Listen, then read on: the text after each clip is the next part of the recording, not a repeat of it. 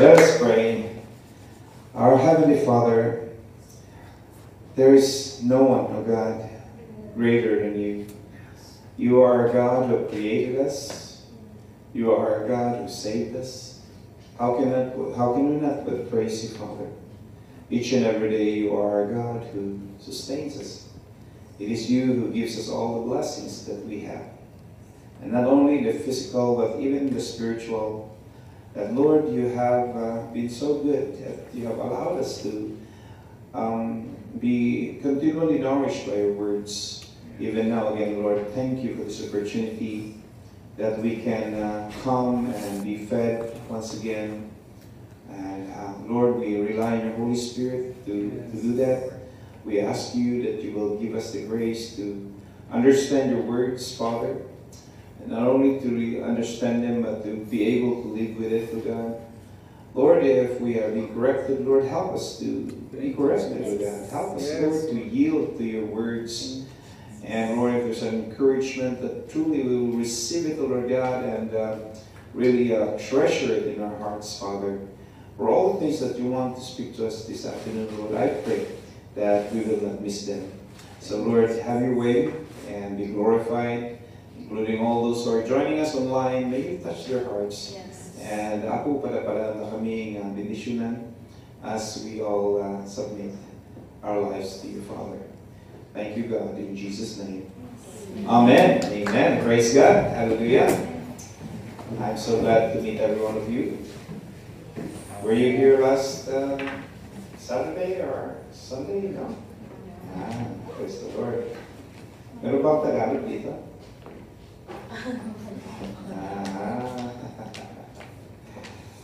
Tagalog ko, Igorot. So everybody understands Ilocano, but for the sake maybe of those who are joining us online, let's halo-halo na lang. Amen? Okay, so as I said, it's a great honor and privilege to be part or join you this afternoon in this Monday group here in Hong Kong. And let's open our Bibles in the book of Hebrews in chapter 11. Hebrews chapter 11. And we're going to read just one verse. We're going to read verse 12. Okay. Hebrews 11 in verse 12. Yes, everyone to read.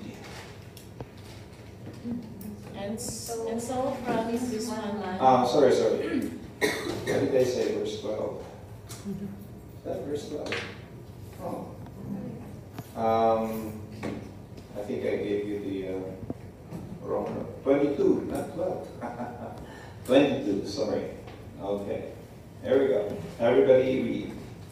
By faith, Joseph, when his end was near, spoke about the exodus of the Israelites from Egypt and gave instructions about his bones. I don't know if any one of you have been able to, have ever heard this preach or been able to meditate on this. Why is it that, what's the significance of this? That what is about the bones of Joseph?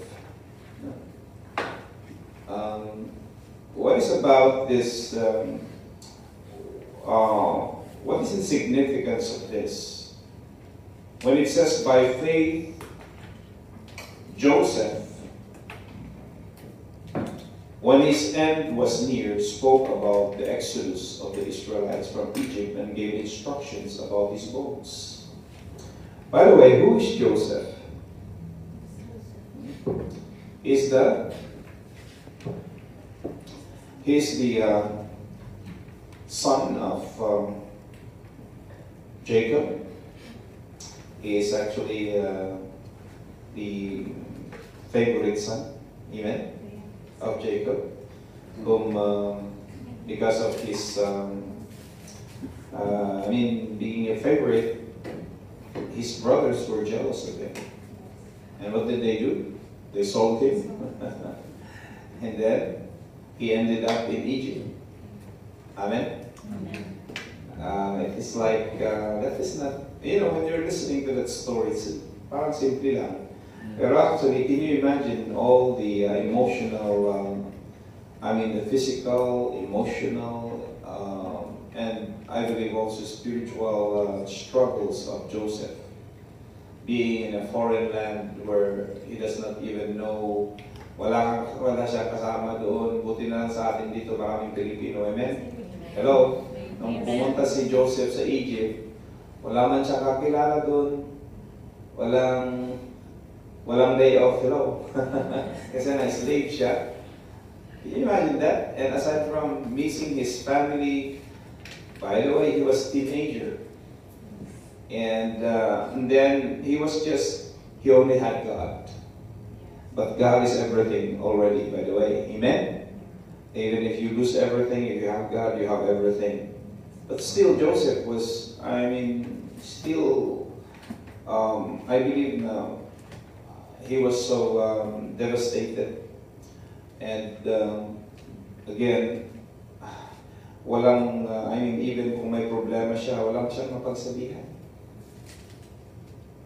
And then after that, although God was always with him, nandun na gumawa siya ng kabutihan, serving his master the best that he can, but he ended up in prison. Amen? We know the story, isn't it? And then, in prison, when he did some favor to his co-prisoners by interpreting their dreams. And sabi niya sa isang prisoner, okay, your dream means that within 3 days, after 3 days, you will be restored to the king. Kasi yung isang prisoner na yun, he was a cupbearer to the king. You know, the one who gives drink to the king. Pero yung isang prisoner, he was a baker. And so the baker was, yung interpretation ng dream ng baker is that he will be hanged after 3 days. Imagine that. And so he was hanged. Pero yung, yung cupbearer, he was restored to his job as a cupbearer. Joseph said to him, when that happens, please remember me and tell Pharaoh about my case. Because mabubulok siya doon. Kasi walang tutulong sa kanya. Wala naman siyang advocate or lawyer to help him to get out. Can you imagine being in prison and nobody knows? Nobody cares about you. Walang maglalakad ng papeles mo. Hello? Amen? Talagang pabubulok ka dyan kahit wala kang kasalanan. Kaya lang, of course, God is not sleeping. Kahit nakalimutan siya ng cupbearer, then God made a way that Pharaoh himself had a dream. Amen? And Pharaoh had so much trouble that nobody can interpret his dream. And so he was frustrated that among all his magicians and among all the wise people in Egypt during that time, no one can interpret the dream. Why? Because God determined it that way. Amen? That only that one man will be able to do that. And that was Joseph. Finally, itong cupbearer, naalala niya. Ay, sabi niya, mahal na hari. I remember now that when I was in prison, somebody interpreted my dream and it came to pass. Oh, naalala na si Joseph. And so Pharaoh said, bring him in. So Joseph was brought in from prison and he gave the interpretation to the dream of Pharaoh. Amen? And that was the beginning of the life of Joseph, the prosperity of his life. Because from prison, he was set second in rank to Pharaoh. Can you imagine that? Ang promotion niya, para bang, di ba usually ang promotion is hagdan yan, di ba? It's slowly going up the ladder. Pero ang promotion ni Joseph, kung Panginoon ang gumalaw, ay agad-agad jump to the highest, you know. Although Pharaoh was still the highest, but he was next in rank. That was easy. You know the lesson there? Sumunod ka lang sa Panginoon. and God can promote you. Amen? Hindi mo sa katabi mo, Amen. Amen. Amen.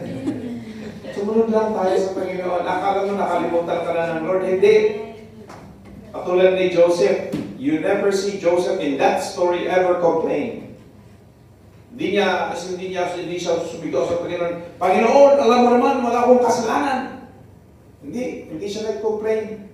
He just kept on whatever the Lord is allowing in his life. He just continued to serve God and do what is pleasing to the Lord.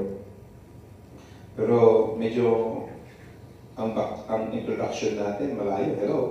Amen? Because I want us to understand this. Kung paano nangyaring si Joseph ay nandun sa Egypt. But this is not only about Joseph, because after Joseph, when the famine became reality, you know, the interpretation of the dream of Pharaoh about 7 years of prosperity and 7 years of famine. Amen? During the 7 years of prosperity, Joseph was instrumental to what? To store lots and lots of food in Egypt. Amen? Kasi yun yung advice niya kay Pharaoh. Kasi yung next na 7 years, it will be 7 years of famine. Kasi yung dream ni Pharaoh is 7 na matataba na cows. Amen? And after that, 7 naman ang papayat naman na cows. Amen? And Joseph interpreted that as the 7 years of prosperity and then another 7 years of total famine. And so, when the 7 years of prosperity ended, ang yaman niya ng Egypt ng pagkain. Hello? While the rest of the world did not know about the 7 years of famine that is coming. When it came, his family, the family of Joseph in Canaan, are affected. Wala silang makain. And that's the time when the family of Joseph, his brothers who are responsible for selling him, you know, his brothers who are responsible for all his sufferings, you know, they came to Egypt and they were looking for food.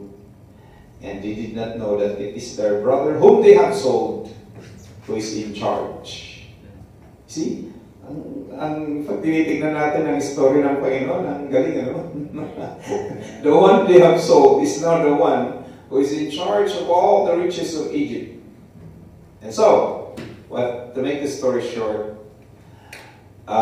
Joseph was instrumental for all his own family, including his father, 70 in all. He called them all to Egypt. And that was the start of the Israelites living in Egypt. Amen? And it took, years went by, and the 70 people, sons of Jacob, and all the, whatever that they have, became more than 2 million people. Hello? Amen? Amen. Siguro kung tatagal din tayo sa Hong Kong,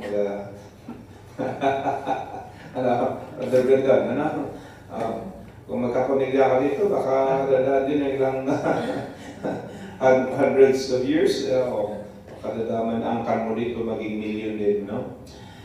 You know, what is the connection here? Ang pag-aaralan natin, mga kapatid, is this.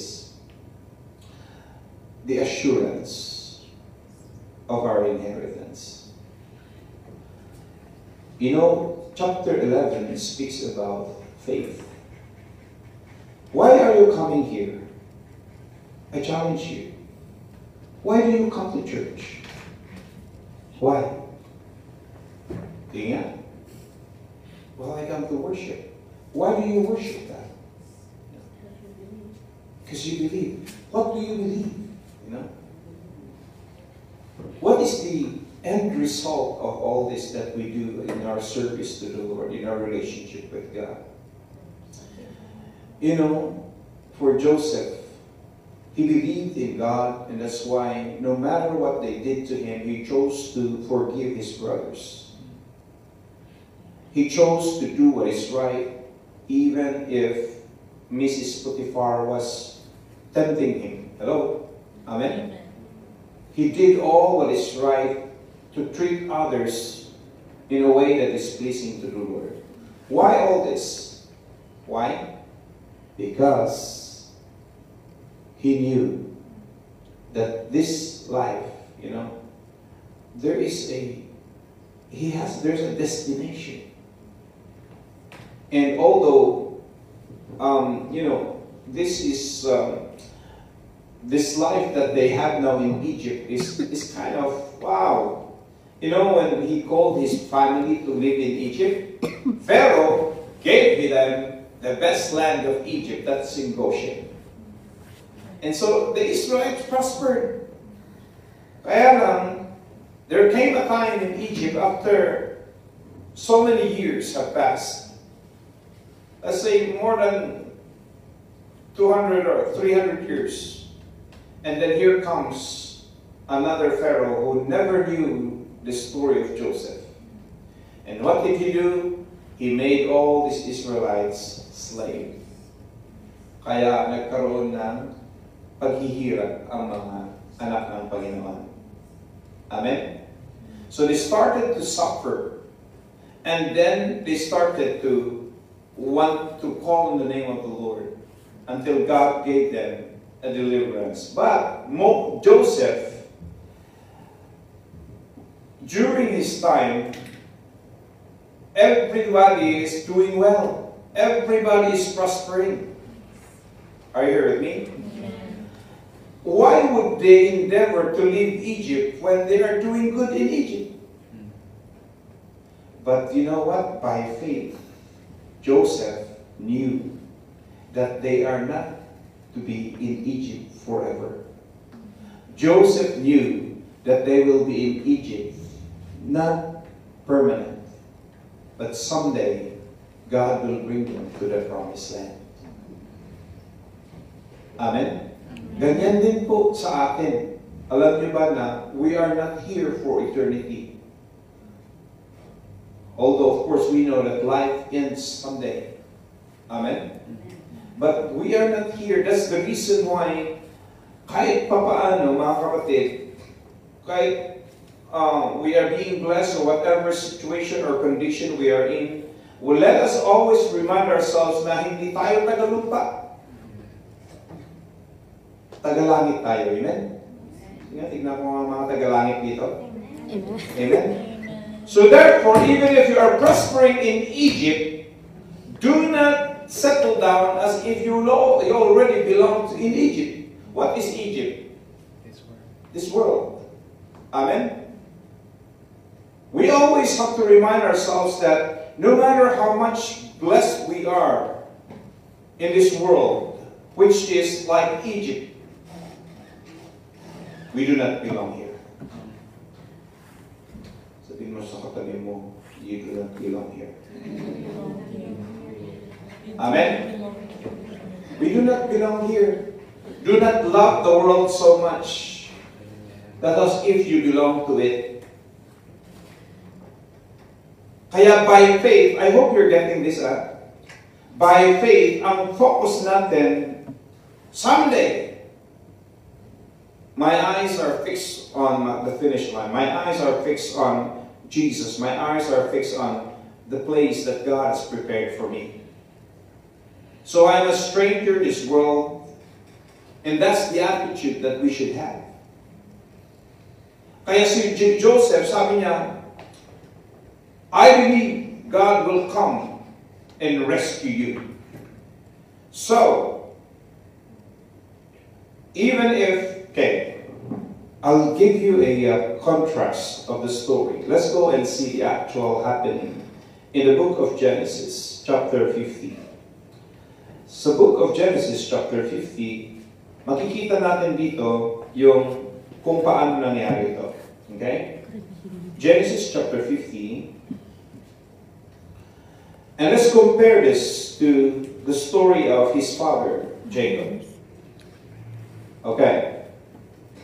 Actually, let's start in verse 49 and let us chapter 49, and let us see the difference of Joseph's and how he instructed the Israelites concerning his body.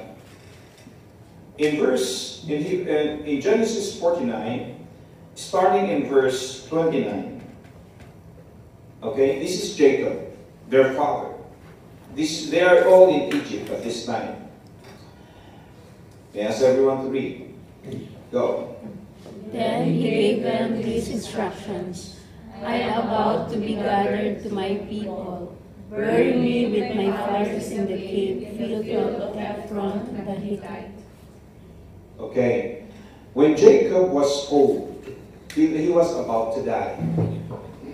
They were in Egypt. And yet he said to his sons, when I die, do not bury me here in Egypt.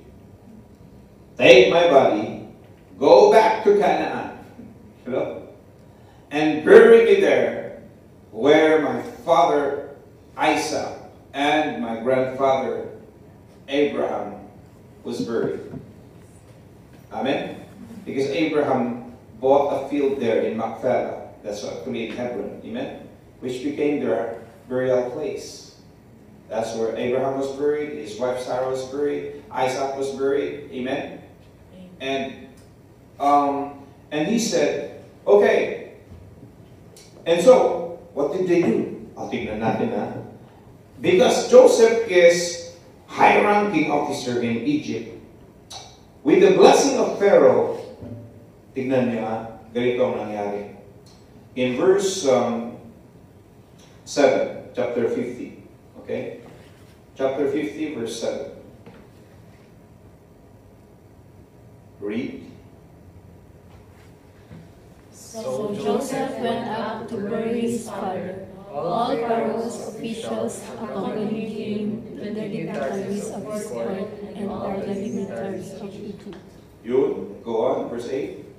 Besides all the members of Joseph's household and his brothers and those belonging to his father's household, only their children and their flocks and herds and their cultivation.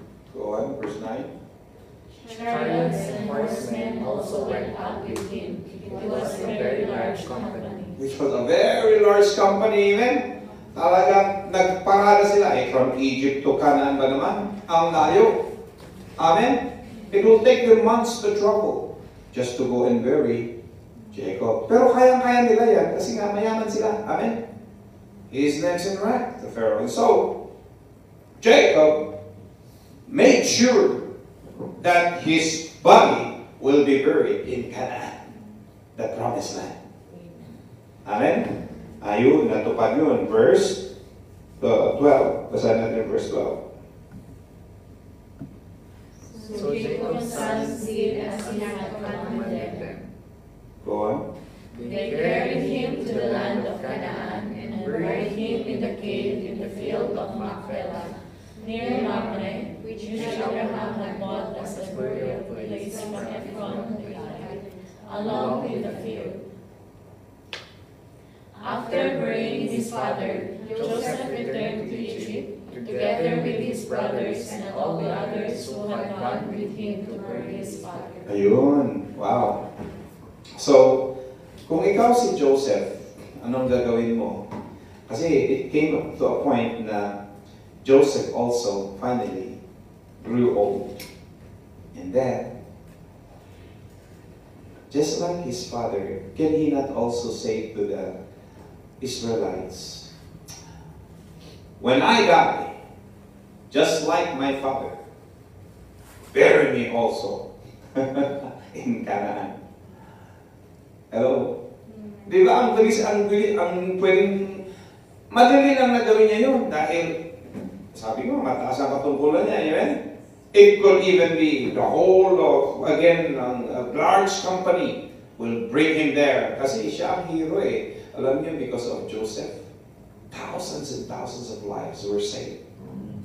Amen? And yet, you know what? Why is it that Joseph did not do that? He did not order. You know? He did not he did not give the order for his body. Let's see what happened. In verse 22. Chapter 50, verse 22. Basahin natin. Everybody, go. Joseph stayed in Egypt along with all his father's family. He lived 110 years. Yun. How old was Joseph? 110. 110. At least lang sa kahit 100 lang tayo. No? 110 siya. And then, verse 22, 23. And so the third generation of Ephraim's children, also the children of Machir's sons of Manasseh, were placed at the birth of Joseph's knees. Okay, who is Manasseh and Ephraim? Manasseh and Ephraim were his children. Amen? And then si Machir, apo niya. At si Machir, nanganak pa.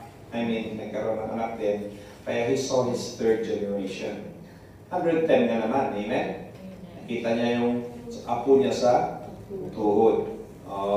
Joseph was blessed with long life. Okay? Now, let's go on and see what happened here. Verse 24. Then Joseph said to his brothers, I am about to die, but God will surely come to your aid and take you up out of this land, the land he promised on oath to Abraham, Isaac, and Jacob. Ito na. Sabi ni Joseph, I'm about to die. And then, sabi niya, meron ba siyang sinabi dito na, dalhin niyo ng aking bangkay doon sa Canaan. Ganun ba? Tingnan natin. Verse 25.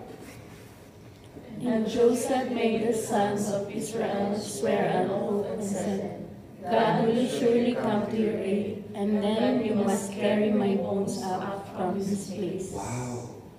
Can you imagine this? Joseph is declaring by faith, katulad ng nabasa natin sa Hebrews, that someday God will come to deliver you from this place and bring you as a whole country, as a whole community of Israelites, and bring you to Canaan. Where did Joseph get this idea? Dahil, do they have the plan of leaving Egypt someday when they are doing very well? That's the thing. Joseph knew they don't belong there. Amen? And he knew that they are supposed to be in the land whom God has promised, which God has promised to Abraham, Isaac, and Jacob.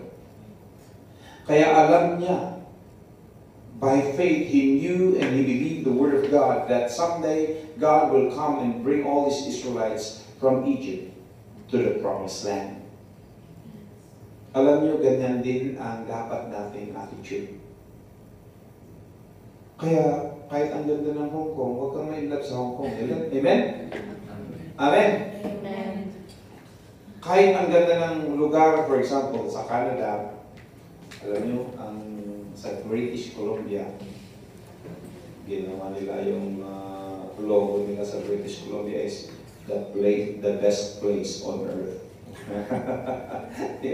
Yung bakit Pero, mga kapatid, mapunta ka man sa pinakamagandang lugar dito sa balat ng lupa at doon ka magpatayo ng bahay mo at doon ka manirahan, mga kapatid. Let me tell you, do not love the world so much because we are not from this world. Amen? We have to look forward to that. We have the assurance, we should have the assurance in our hearts na someday, katulad ni Joseph, someday God will come and take you out of this world, or out of this Egypt. The same is true. We should always put in our hearts that God will come someday, Jesus will come someday, and take us out of this world. Amen. Amen? Hallelujah.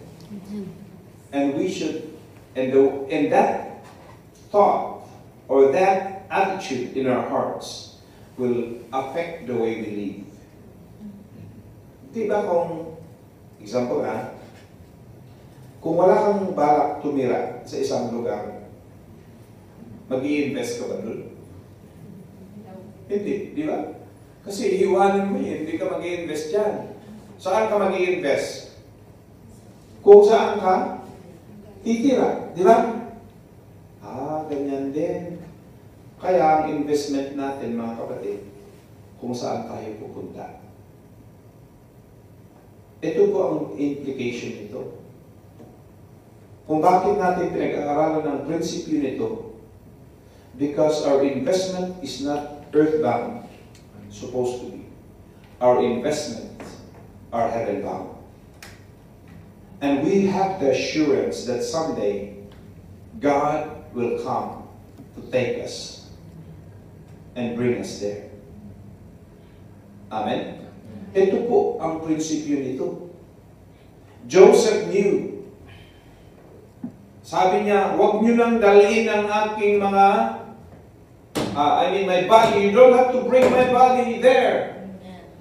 Just leave it here. Bury it here in Egypt, because I know the time will come when God will bring you out of Egypt. Then that's the time that you will bring out also my bones and bring with you. Para bang assurance ni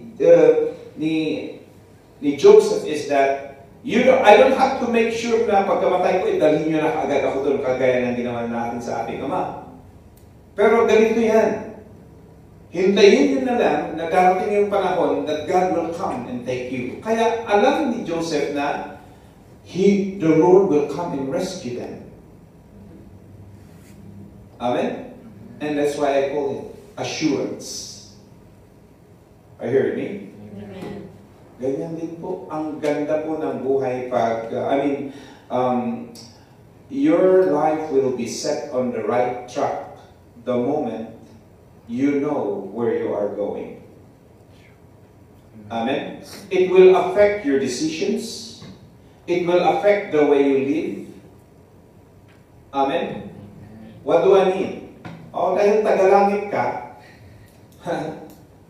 hindi ka masyadong nakakapit sa mundo. Dahil alam mong tagalangit ka, ang investment mo, hindi sa mundo, sa langit. Amen? Dahil alam mong tagalangit ka, huwag kang masyadong,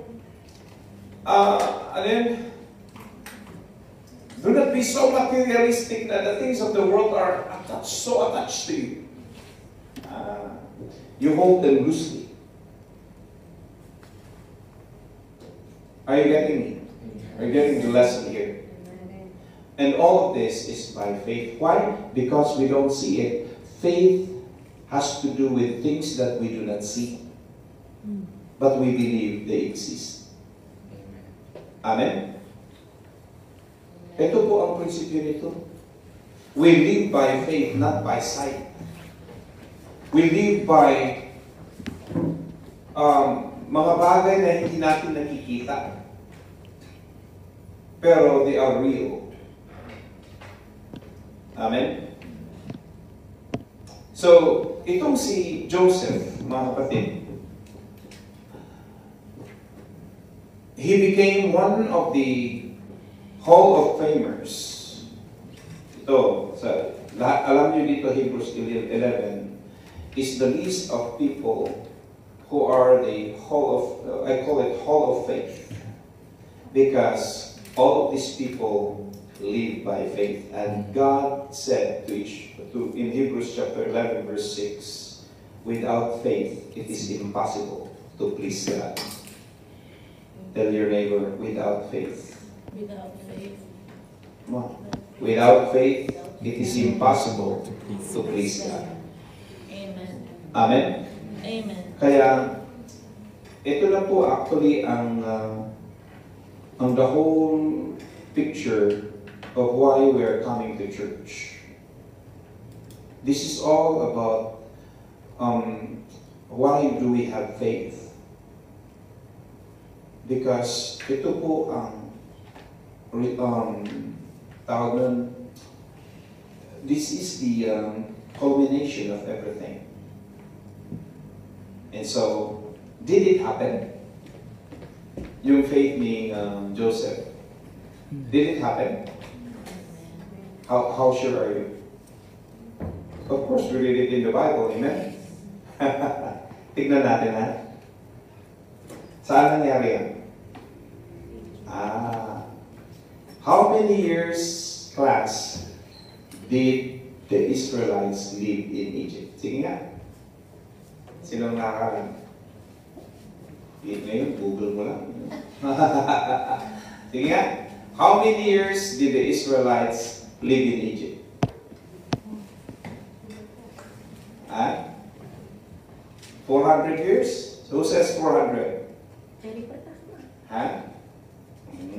Hindi man lang kayo makapag-guess. Dahil totally na hindi natin na. Oh, it's okay. Kaya nga nandito tayo para mag-aral tayo. Amen? How many years? It's 430 years. 430 years. Okay, siguro itong alam nyo. How many years did Spain colonize the Philippines? Philippines history. Naku, pakyo naman yun. Hindi natin alam. Oh. Ha? 303. Ano? Ay, naku mga Pilipino to. Hindi nyo alam ang history ng Pilipinas? Nakalimutan lang siguro, no? Ha? 333. 330 years. Yeah. Hello? Mas matagal pa ang stay ng mga Israelites sa Egypt dahil they have stayed there for 430 years. Saan natin makikita yan? Sa Exodus chapter 12. Okay, 12. Actually, let's go to chapter 14. Okay? Exodus 14. Tignan natin doon sa verse that.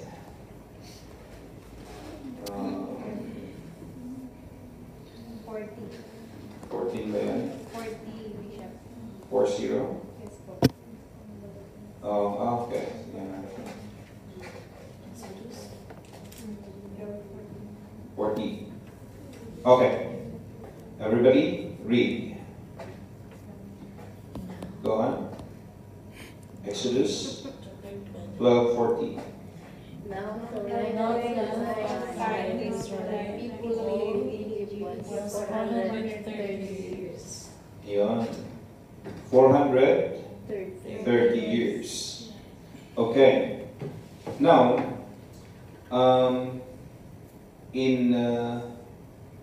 where's that?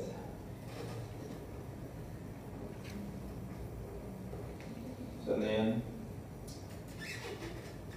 Iba kasi itong Bible ni Bishop ito.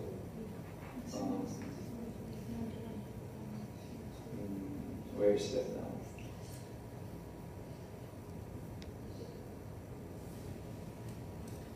Tingnan nga natin sa chapter 14. Chapter 14. Ano? Okay. Saan ba yun?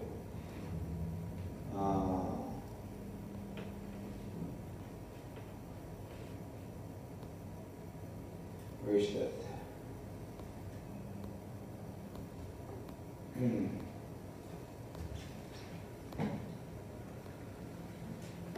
That day, when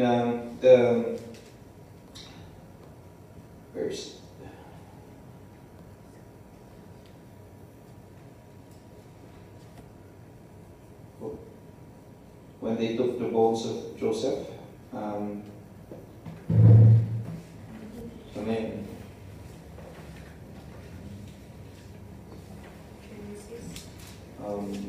it was Exodus 14 or 16.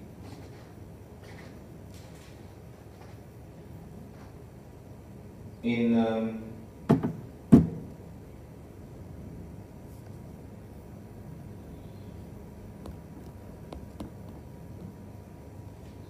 eh? Pagdating ko makita. 1319. 13. Yung 19. Okay. Okay. Oh. Okay, ito na, 19. Sige, basahin natin. Verse 19, everybody. Moses took the bones of Joseph with him because Joseph had made the sons of Israel swear an oath. He had said, God will surely come to your aid, and then you must carry my bones up with you from this place. Amen. After hundreds of years, natupad, amen? Amen. Nangyari yun.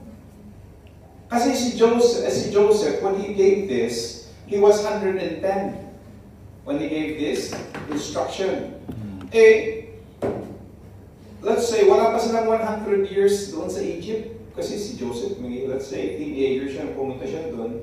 Di ba nga, wala pang 90 years siguro na tumira sa Egypt. Tapos Joseph already gave that instruction. And then it took, nangyari after 430 years. Amen? Wow. So Joseph really by faith knew that it's gonna happen. Kaya, eto na. Moses was born, let's say, if Moses is already 8 years old, Moses was born after 300 something years of the Israelites in Egypt. Okay? And he's the one who said, sabi niya, okay, let's get the bones of Joseph because he made us promise that we will do this. Alam niyo, there's a finding in the archaeologists went digging in Egypt. And in the place of Goshen, they dug. Alam niyo kasi ang civilization noon is buried underneath. Amen? And as they keep digging, they will find civilizations there. And especially in the Middle East na nandun yung mga naunang mga civilization talaga. If you go to Israel, alam niyo ba na nakikita natin sa Israel is mga ano yan? Ngayon yan. But if you dig deeper, if you go deeper in Israel, dig under the ground, you will see yung mga naunang civilization. Yung mga roads nila, doon natagunan. Amen? The archaeologists start digging in Egypt. And they found a very particular grave site. Na medyo parang pabilog, no? They counted it, 12 graveyards. And one is very, very specially made. Yung tomb na yun, very, very special. And when they examined all 12, lahat yun may mga remains na bones. But when they check the one that's very special tomb, walang karga. Hello? And they knew that was the tomb of Joseph. Amen? There's no bones. Archaeologists have found that. Why? Because the Israelites took that bones. Amen? And they brought it and buried it in Hebron, in Israel. Kaya, natupad po. Archaeology supports, backs up the Bible. Amen? Amen.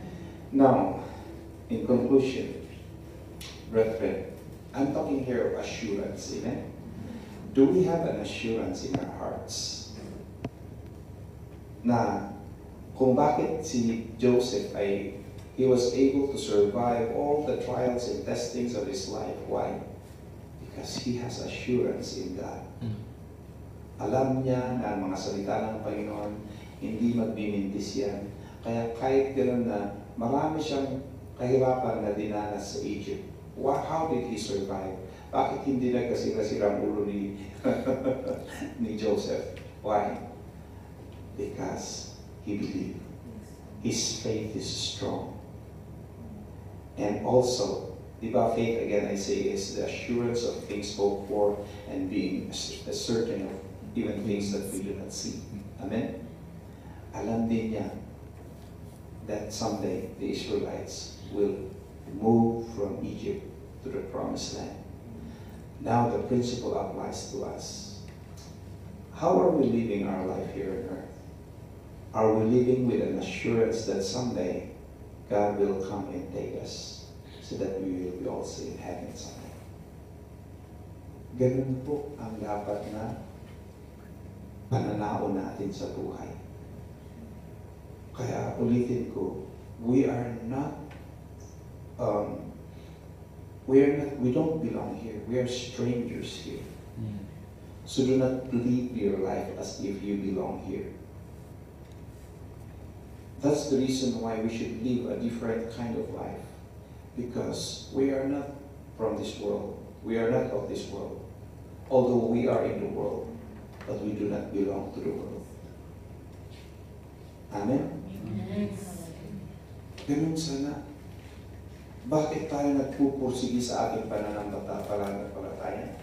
Because we do not belong here. At kung minsan, bakit marami tayong mga sacrifices na ginagawa sa church? Why do we give our tithes? Why do we give our pledges? Because we do not belong here. At kahit ang day off mo sana, mag-enjoy ka na lang dyan. Hello? Bakit nandito ka? Well, because I do not belong here. I'm investing my time, my effort, my resources in heaven. Why? Because I believe, like Joseph, someday, God will come. Basahin po natin doon sa last verse natin. Doon sa John chapter 14 in verse 1 and 2. John 14, 1 and 2. Basahin natin. Okay? Do not let your hearts be troubled. Trust in God, trust also in me. Ayun, di ba? Do not let your hearts be troubled. Ang daming kayang frustration dito sa lupa. Di ba? Amen. Oo. Titinginan na kayo. Hello? Ang daming frustration sa lupa. Kung dito ka lang umaasa na ang buhay mo ay magiging masaya, I tell you, mas lalo kang ma-frustrate. Why? Walang pag-asa dito. Dahil kahit anong gawin mo, this is a place where the devil is operating. You can achieve your dream, but that does not mean that you will not have frustrations. Kahit pa you can do everything you can to serve the Lord. Yes, God will bless us, but it does not exempt us from all the troubles in this world. Kaya, mga kapatid, if you are looking forward for the day when there will be no more frustrations, you cannot find it here in the world. You can only find it to where we are going. Kaya huwag tayong mabuhay na para bang nangangarap ka na someday. Alam niyo yung napapanood natin sa TV na and they live happily ever after. Hello, sa ano lang yan? Sa fairy tale lang yan. Amen? Pag mundo ang pinag-uusapan, pasensya ka na lang, kapatid, dahil hindi mangyayari yan dito sa mundo. Why? Nakatira si Satanas dito. Hello? At ang trabaho ni Satanas, to steal, to kill, to destroy. Pasensya na lang tayo, sabi niya, trabaho lang to. Walang personalan. Hello? Amen? Ganyan si Diablo. Kaya po ang pinapangarap natin ay someday we will have a life free from all these troubles. No way. It will not happen. Kahit pa makamit mo yung, someday may project ka, gagawa ka ng, kaya mag-abroad ka, someday you want to have a house of your own, someday you want to see your family thriving. Let me tell you, you have marami nang nakagawa niyan. Amen? 1990s, I was here. The church started here, started coming here, or especially in the late 90s, nandito po ako sa Hong Kong with all these, the Pastor Dominga, and all the other, sino bang nandito na? Yeah. Nangipis kami dito. Wow. And then, you know what? I have seen someone who stayed here for more than 20 years. I know that. I know also that she built a house so big. But where is she now? She's gone. Namatay. Sinong nakatira sa bahay niya? Eh, wala siyang anak eh. Kaya, yung mga relatives niya. Amen? Who knows if we even remember her? Are you hearing me? She was not able to enjoy her house. Why? Hindi ko siya eh. Amen? She only went home, I think, naka 3 years yata sa Pilipinas. Pero that's it. There was again another sister. She lived in Australia for 7 years, built a big house. She never lived in that house. She was diagnosed with cancer. She went home. A few months she died. Hello? I mean, natupad nila yung mga dream nila na be able to build something, but hindi siya tumira doon namatay. Amen? I mean, you try to imagine yourself someday, ang ganda, ang dream ko, kahit makapagpatay ako, kahit malit lang naman, ayaw ko yun sa akin yun, basta, ganito. Ang ganda ko, I'm not discouraging you, but what I'm saying is that do not put your hope on the things of this world. Amen? Amen. Because they are very temporary. Ang atupagin natin, seek first the kingdom of God and serve Him the best you can. Let me tell you, in the end, you will not be sorry. Kasi ganito dahil sa project mo or dahil sa dream mo, imbis na magsilbi ka sa Panginoon, yun na ang inaatupag mo. Amen? And then, akala mo may oras ka pa, mamaya wala na pala. Saan naubos ang oras mo? Saan naubos ang effort mo? Saan naubos ang mga pinagtrabahuan mo? Doon sa bagay na iiwanan mo lang. Amen? Hindi ka pa nagbibigay ng tithes and offerings mo dahil sa project mo. Tapos iiwanan mo yun. Pupunta ka sa langit, wala kang investment sa langit. Why? Because you never endeavor to invest in heaven. Doon ka pupunta eh. Bakit lahat ng investment mo sa lupa? Are you getting me? Amen. Ngayon na nasabi natin ito pag hindi mo ka pa, bahala ka sa buhay mo. Hello? I tell you, we don't even know how many years we live here on earth. Amen. Sabi ko nga, death is no respecter of age. I just like before I came, I just arrived in the Philippines 2 weeks ago. I rushed to go and bury one person. She was 41-year-old. Came to Canada full of dreams, not knowing that doon pala siya mamamatay. Hello? She never went to the hospital. She thought that kundi lang na, parang ano lang yan, kaya-kaya natin yan. Di ba? Sanay tayo sa hirap. Kung may nararamdaman kung minsan ano lang yan, mamaya okay na yan. Hindi niya akalain. Stage 4 na pala siya. Hindi pa nga siya pupunta ng hospital eh. Nandun lang sa bahay nila na gusto niya magpahinga lang, gano'n. Alam mo kung hindi siya binisita ng mga kaibigan niya, hindi pa rin siya pumunta ng hospital. Ang ginawa ng kaibigan niya, nung nakita nila ang sitwasyon niya, tumawag sila ng 911. Wala pa. 911 yung emergency. Kaya wala siyang magawa dahil dumating yung mga medics, dumating yung mga sila ang pumuha sa kanya para dalhin sa hospital. Pagdating sa hospital, December 23, doon siya na Christmas. January 5, she died. Ganun kabilis. Hello? What happened to her dream? Wala. Ganun. I'm not saying that everybody will be like that, but what I'm saying is,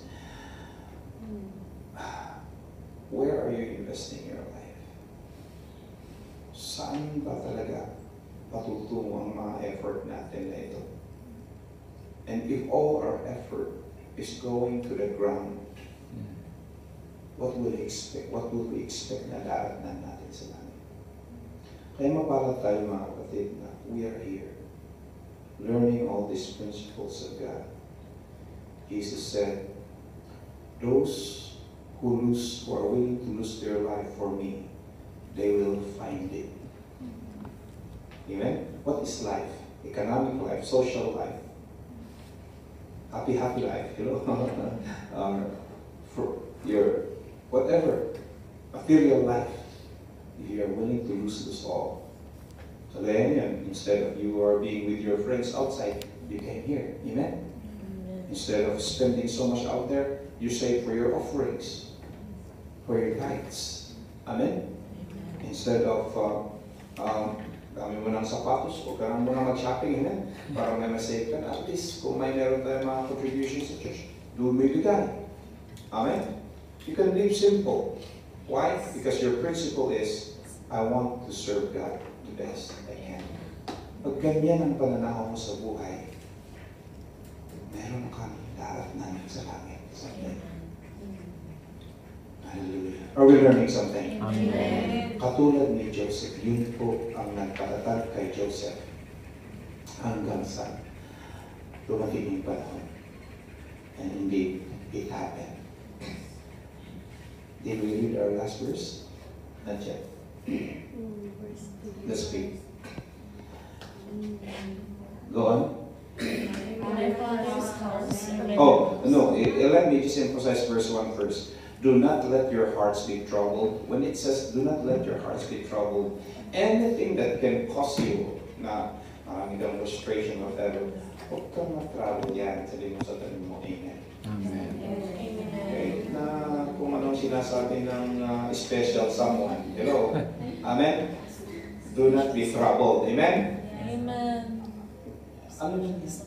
Mas maganda na ang Panginoon ang kapitan natin. Amen? Ano ba ang sitwasyon mo sa employment mo? Do not let your hearts be troubled. Anything. Trust in God, trust also in me, Jesus said. And then he said, verse 2, in my Father's house are many rooms. If it were not so, I would have told you. I am going there to prepare a place for you. Ayun, diba? This is by faith, Hindi natin nakikita yung lugar na yan, But Jesus promised this. And then he said in verse 3, go on. Verse 3. Hallelujah.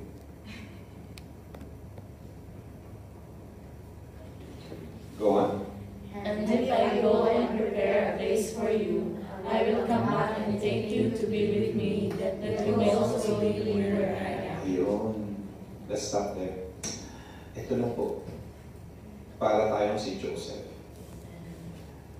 Sasabihin natin sa ating mga pamilya, ay, pag ako namatay, walang umiiyak. Walang iiyak dahil, alam nyo, mas maganda ang pupuntahan ko. Di ba? O kaya, sabihin mo sa sarili mo, huwag ka nang mag-self-pity kung ano naman ang mga nangyayari dahil hindi ka taga dito. Kahit tinakantsawan ka na, wala kang Ilang taong ka sa abroad, wala kang naipundar.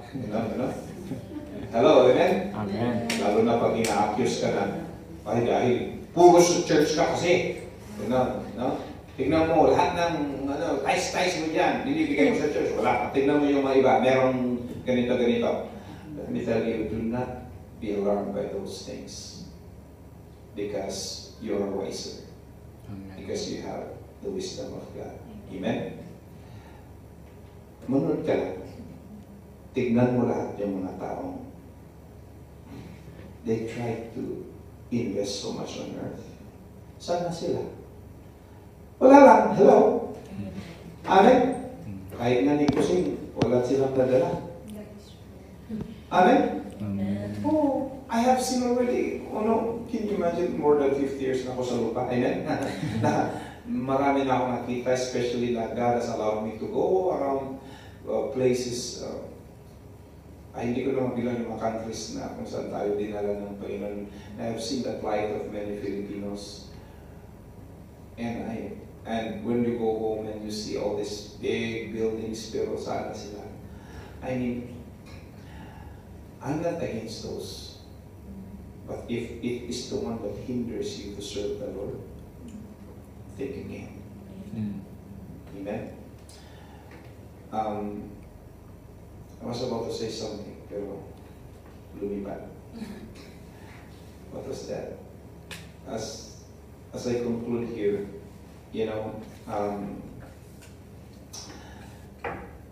this strength that we have someday will end.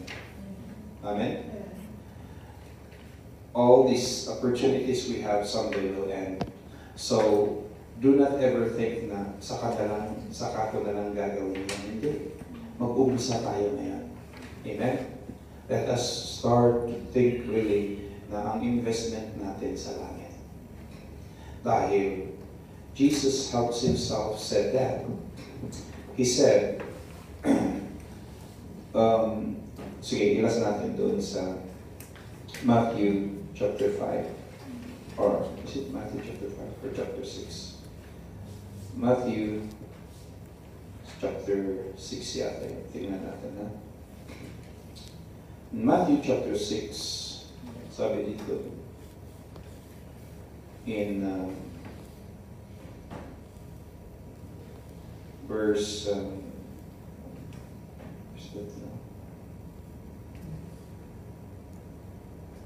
chapter 6, verse 19. Okay? Saan natin? 1, 2, 3, go. Do not store up for yourself treasures on earth, where moth and rust destroy, and where thieves break in and steal. Okay, take note of this. You see how Jesus described the treasures on earth? They are subject to moth and rust. What else? They are subject to thieves. Amen? And they are subject to be stolen, decay. And meaning to say, anything that we store up here on earth is subject to decay or anything. It will not last. Amen? But instead, verse 20, But store up for yourselves treasures in heaven, where moth and rust do not destroy, and where thieves do not break in and steal. ayun. Sabi niya, ang investment sa langit is not subject to moth and rust, or it can never be stolen. Ibig sabihin, that's the most secure investment you can ever have. Amen? And then he said in verse 21, For where your treasure is, there your heart will also. anong ibig sabihin nun? Kasi kung saan mo yung investment mo, there's a tendency na doon din patungo. Hello? Amen? Alam nyo, meron isang, let me end with this story. Meron isang sakim na husband. Sabi niya sa misis niya, pag namatay ako, kunin mo lahat ng kayamanan ko at ilagay mo, lahat ng pera ko to, ilagay mo sa kabaong ko. Yan. Tapos, sabi naman ng sinishare niya ito sa kanyang kaibigan. right away. Sabi ng kaibigan niya, did you really do that? Sabi niya sa kaibigan niya. Sabi ng kaibigan niya. And then, sabi ng misis, yeah, when he died, I did it because he told me to do it. And then sabi ng kaibigan niya, how foolish! Paano naman niya gagastusin ng money? Ano na siya sa... namatay na. Sino? Hindi ba siya pwedeng pumunta sa apartment siya para mag-shopping? Paano niya gawin niya? Anong ginawa mo? Sabi niya. Sabi ng kaibigan. Sabi niya, ganito ginawa ko. I wrote a check. And put it in his coffee. Bahala na siyang mag-cash out doon. So, parang nag-cash out yun. The lesson there is that wala na. You can never take anything with you. Amen? You see, if this is life, okay? At the beginning, naked we came. In the end, naked we will depart. Correct? That's the principle of Job. Therefore, everything in between is borrowed. Temporary. Kaya, kapatid, mag-isip-isip ka na. How are you investing your life? Are you investing with an assurance? Are you living with an assurance that someday you're going to a place na alam mo may dadatnan ka? You will be rewarded someday. It will never be taken away from you. For where your treasure is, there your heart, and I would even say, there your soul will be also. Amen? Hallelujah. Did we learn something? Amen. Maraming natin ang bayan. Hallelujah. Thank you, Jesus. Let us all rise up and let's pray. Thank you, Jesus. Hallelujah, Lord. How wonderful it is. So God, to sit at your feet and learn from you. The principles that we learn from your words are eternal. Yes. And Lord, they are alive, God. And they are the truth, Lord, indeed. Because we know that we are not forever here on earth. So just like Joseph, who looked forward for the day when the Israelites will be brought out of Egypt and to be brought to the promised land, the same is true, Lord. Help us to live with that principle of setting our hearts for the things that are in heaven, O Lord God. To set our hearts for the things that are eternal, O Lord God. That we're not going to invest our lives here in this temporary world, O Lord God. Father, give us the grace to apply this principle, O God, that we might live for you, Lord. May our hearts yearn for the things that are that can never be taken away from us, Father God. Lord, help us not to invest our strength, our effort, our resources on things that we can never keep, Father God. Help us to be wise, O Lord God, that even our time, our effort, and everything you give us, O God, will be invested, Father, in heaven, where we are going. Jesus, our God, our Lord, just like what you did to the Israelites, the day came that you took them out of Egypt.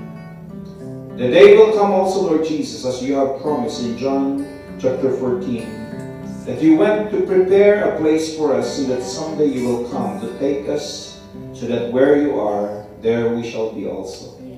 Help us to look forward to that day, and while waiting, Lord, help us to live with that great anticipation and assurance in our hearts, Lord God, that indeed we look forward for that day, and as we wait, we live for you. We thank you so much, Lord. Seal these words in our hearts, and give us the grace to live with it each and every day until you come. In Jesus' name we pray. And everybody said, Amen. Amen.